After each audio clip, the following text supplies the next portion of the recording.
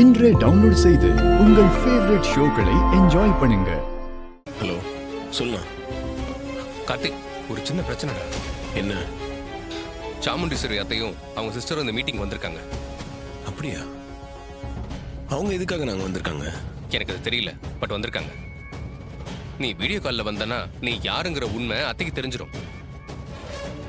அதனால நீ வீடியோ காலில் வர வேணாம், கேன்சல் பண்ணிடு. நான் இல்ல.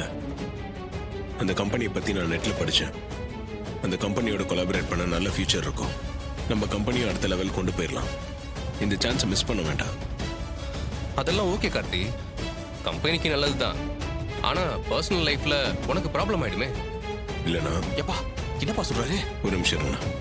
அத்தையும் சின்ன அத்தையும் அந்த மீட்டிங்க்கு வந்திருக்காங்களாம். என்ன வீடியோ கான்ஃபரன்ஸ்க்கு வர வேண்டாம்னு சொல்றான். எப்பா இவங்க எப்படி அங்க போனாங்க? தெரியலங்க. எனக்கு புரிஞ்சிருச்சு. நீ பேச போற விஷயம் எப்படியே சின்னத்தைக்கு தெரிஞ்சு அவங்க தான் உன்னை காட்டி கொடுக்கறதுக்கு இந்த பிளான் போட்டிருக்கணும். என்ன பண்ணலாம்? அவங்களுக்காகலாம் இதை மிஸ் பண்ண முடியாதுங்க. இது எங்க வேலை.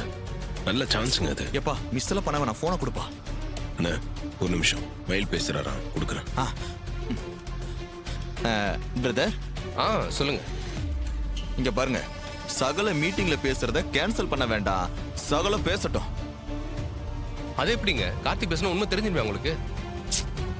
எப்பா அதுக்கு நான் பக்காவா ஒரு ஐடியா வச்சிருக்கேன். அதை மட்டும் ஃபாலோ பண்ணுங்க, எல்லாம் ஒர்க் அவுட் ஆயிடும். என்ன ஐடியா அது?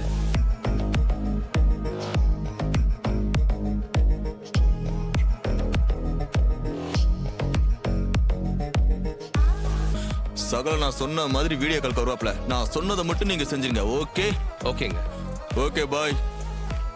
ஏங்க, இந்த மாதிரிலாம் பண்ணக்கூடாதுங்க. ஏப்பா பண்ணக்கூடாது? நீ இன்னைக்கு பேசுறனா அதுக்கு இதான் வழி. அதுக்காக இந்த மாதிரி பண்றதுக்குலாம் எனக்கு இஷ்டம் இல்ல. இங்க பார்ப்பா சகல, நீ வேணா நல்லவனா இரு, ஆனா நான் அவ்வளவு நல்லவன் இல்ல. நீ இன்னைக்கு மீட்டிங்ல பேசணும்னா நாம இந்த மாதிரி ஏதாவது பண்ணாதான் உண்டு. ஏங்க, ஓகே கூல், டேக் கேர். போய் பேசுப்பா. ஆடா போப்பா.